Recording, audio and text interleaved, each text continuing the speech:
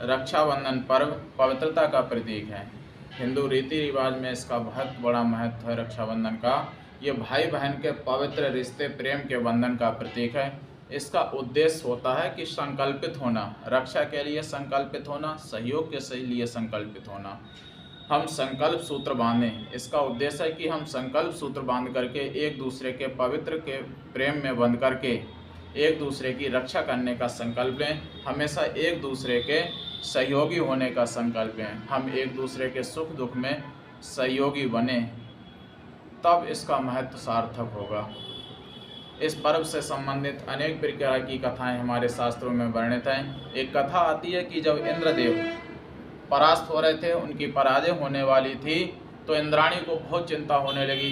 इंद्राणी ब्राह्मणों के पास गई और उसने ब्राह्मणों से स्वस्ति वाचन करवाया। स्वस्ति वाचन करके ब्राह्मणों ने उसको एक रक्षा सूत्र दिया और इंद्राणी ने जाकर के वो रक्षा सूत्र इंद्रदेव के हाथ में बांध दिया। उस रक्षा सूत्र के प्रभाव से इंद्रदेव की पराजय जय में बदल गई।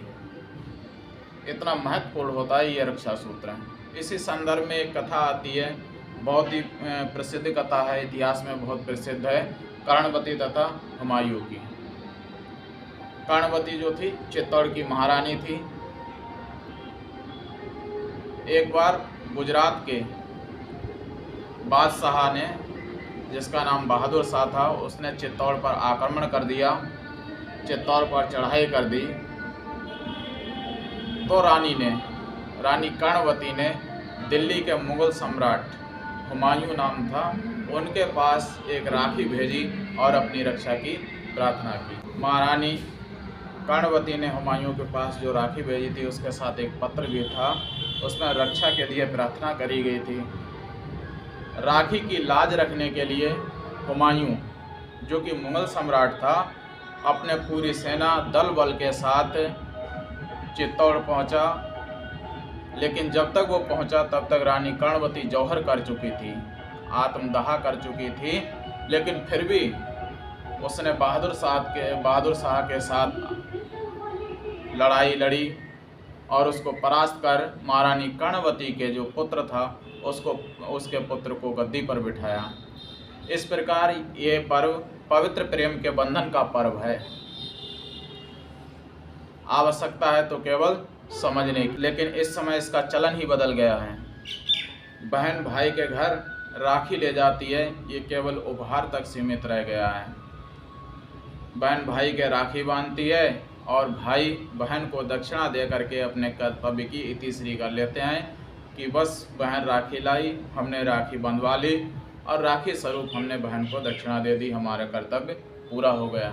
आजकल बहनों को इसकी ज़रूरत नहीं है। आजकल ज़रूरत है उनको सम्मान की, नारी का सम्मान किया जाए, उसकी रक्षा करने का संकल्प लिया जाए, है ना। आज बहुत सारे दुराचारी जो हैं इस क्षेत्र में घूम रहे हैं, उन दुराचारियों से बहनों की रक्षा करने का संकल्प लें, तब ये रक्षा सूत्र बंधवाने का महत्व जो है वो सार्थक होगा। इस दिन पुरुष वर्ग भी एक दूसरे के सम्मान के साथ तिलक करें, रक्षा सूत्र बांधें और रक्षा सूत्र बांध करके प्रेम व्यवहार तथा राष्ट्र रक्षा का संकल्प लें, तो सबका कल्याण होगा।